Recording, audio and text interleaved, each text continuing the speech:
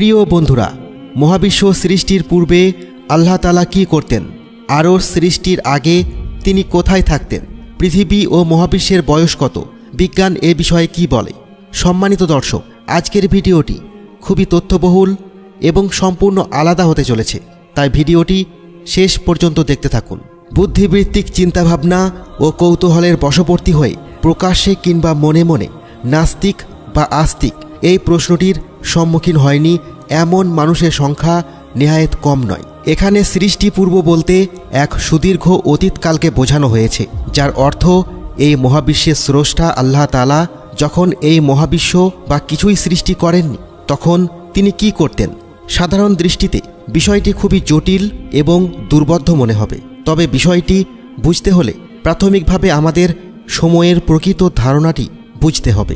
প্রকৃতপক্ষে সময়ের প্রকৃতি কী রকম? আমাদের সরল দৃষ্টিতে সময় সবার জন্য এক, কিন্তু আসলে ব্যাপারটা সেরকম নয়। সময় স্থান ও গতিভেদে আপেক্ষিক। এক এক ব্যক্তির কাছে গতিবেগে এক এক রকম। আইনস্টাইনের আপেক্ষিকতার তত্ত্ব প্রমাণ করে যে সময় এবং স্থানের মধ্যে পার্থক্য রয়েছে। চলুন আমরা একটি সহজ উদাহরণ দ্বারা বিষয়টি আরও গভীরভাবে বোঝার চেষ্টা করি। ধরা যাক 2 কিলোমিটার রাস্তা হেঁটে পাড়ি দিতে আনুমানিক 1 ঘন্টা সময় লাগবে। এখন এই একই পথ দিয়ে যদি সাইকেল যোগে পাঠিয়ে দেওয়া হয়, তাহলে কতক্ষণ সময় লাগতে পারে? মনে করি 20 মিনিট বা সর্বোচ্চ 25 মিনিট। এখন এই 2 কিলোমিটার পথ যদি এরোপ্লেনে পাড়ি দেওয়া হয়, নিশ্চয় 2 বা 3 সেকেন্ডের বেশি লাগবে না। যদি আলোর গতিতে পাড়ি দেওয়া হয়, তবে কত সময় লাগতে পারে? আলোর গতি হচ্ছে এই মহাবিশ্বের সবচেয়ে দ্রুত, প্রতি সেকেন্ডে 3 লক্ষ কিলোমিটার। এজন্য 2 কিলোমিটার পথ পাড়ি দিতে আলোর সময় লাগবে 1 সেকেন্ডের 1,50,000 ভাগের 1 ভাগ, যা তুলনামূলকভাবে কোনো সময়ই না। সুতরাং আলোর গতিতে 2 কিলোমিটার রাস্তা পাড়ি দিতে সময়ের মান হবে প্রায় 0। সুতরাং দেখা যাচ্ছে যে গতি যতই বৃদ্ধি পাচ্ছে, এ সময় গতি ততই যেন মন্তব্যে আসছে। এখন ভেবে দেখুন, যদি আলোর গতি সেকেন্ডে 3 লক্ষ কিলোমিটার হয়, তাহলে যিনি আলোর স্রষ্টা তার কাছে সময়ের মান কেমন হবে? অতএব এই গতি লাভ করা আল্লাহ তাআলা ছাড়া আর কারও পক্ষে সম্ভব হবে না, যদি না তিনি কাউকে সেই ক্ষমতা দেন। পবিত্র কোরআনে আল্লাহ তাআলা ইরশাদ করেন, অতঃপর সবাইকে আল্লাহর কাছে পৌঁছানো হবে।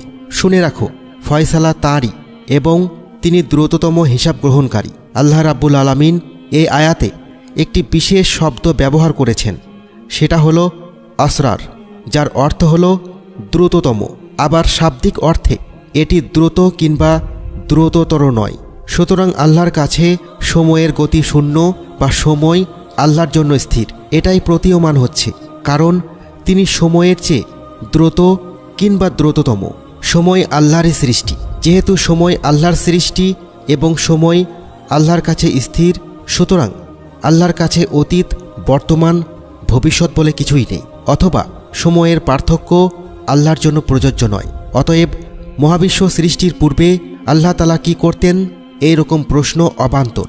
মনে রাখা দরকার যে আমরা সময়কে অনুভব করি একটি স্রোতধারার মতো, যা কেবল ভবিষ্যতের দিকে ছুটে চলেছে। আমাদের পক্ষে অতীতে ফিরে যাওয়া সম্ভব নয়, কিংবা ভবিষ্যতে কি আছে সেটা ধারণা করার ক্ষমতা আমাদের নেই। যদি আমরা সময়ের প্রতিটি মুহূর্তকে স্ন্যাপশট সিরিজের অভিজ্ঞতায় দেখি, তাহলে বোঝা যায় মুহূর্তের পর মুহূর্ত ঘটে যাচ্ছে। এবার আমরা প্রতিটি মুহূর্তকে যদি সমান্তরালভাবে সাজাই, এই পৃথিবীর প্রতিটা মুহূর্ত, পৃথিবীর সূর্যকে প্রদক্ষিণের প্রতিটি মুহূর্ত এবং এই অনন্ত মহাবিশ্বের প্রতিটি মুহূর্তকে আমরা দেখব যে প্রতিটি মুহূর্তের ঘটনাগুলো ঘটে যাচ্ছে এবং ঘটে যেতেই থাকবে মহাবিশ্বের প্রতিটি স্থানে, অন্যান্য সব কিছুতে এবং সময়ের প্রতি মুহূর্তে। প্রায় 13.5 বিলিয়ন বছর আগে আমাদের মহাবিশ্বের সৃষ্টির সূচনা লগ্ন থেকেই মিল্কিওয়ে গ্যালাক্সিসমূহে নক্ষত্র গঠনের সময়, এমনকি এই পৃথিবী সৃষ্টির সময়ে 4.5 বিলিয়ন বছর আগে ডাইনোসরদের যুগে, এমনকি আজ পৃথিবীর এই মুহূর্ত পর্যন্ত প্রতিটি মুহূর্তে কোনো না কোনো ক্রিয়া ঘটেই চলেছে এবং চলতেই থাকবে। গভীরভাবে স্থির দৃষ্টিতে স্ন্যাপশটের প্রতিটি মুহূর্তকে লক্ষ্য করলে দেখা যাবে যে সব কিছুই নিজের জায়গায় স্থির থেকে যাচ্ছে। তাহলে দেখা যাচ্ছে অতীত চলে যাচ্ছে না এবং ভবিষ্যৎ পূর্ব থেকেই প্রস্তুত আছে। তবে এই ব্যাপারটা সৃষ্টির জন্য অর্থাৎ আমাদের জন্য প্রযোজ্য নয়। এটা কেবল আমাদের স্রষ্টা তার জন্যই প্রযোজ্য, কেননা সময় তার কাছে স্থির।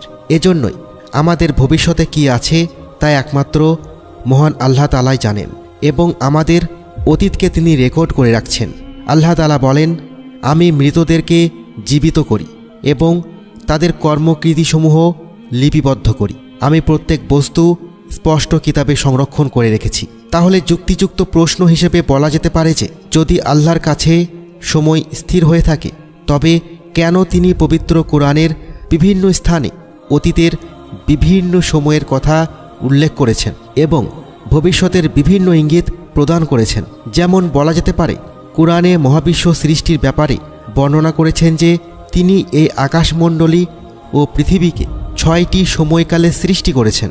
কোরআনের বিভিন্ন স্থানের সময় সংক্রান্ত এরকম আরও আয়াত নাজিল করেছেন, যেখানে অতীত, বর্তমান ও ভবিষ্যৎ নামের সময়ের কথা উপস্থাপন করেছেন।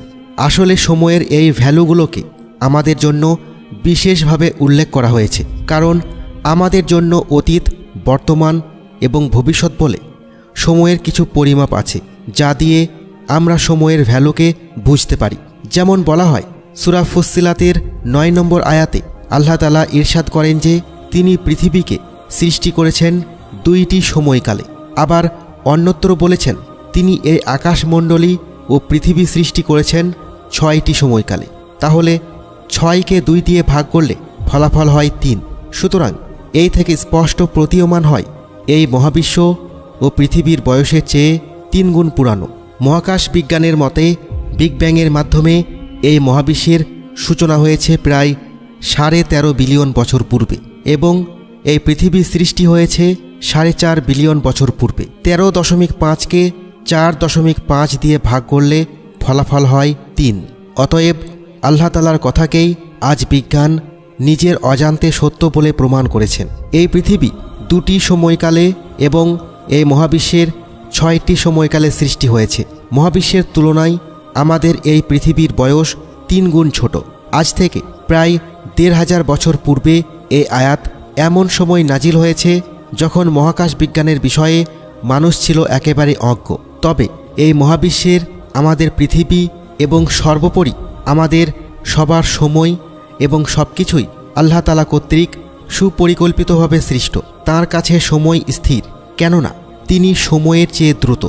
আর তাই এই মহাবিশ্ব সৃষ্টির পূর্বে আল্লাহ তাআলা কি করতেন এরকম কোনো প্রশ্নের উত্তরই থাকতে পারে না। সকল বিষয়ে আল্লাহ তাআলাই ভালো জানেন।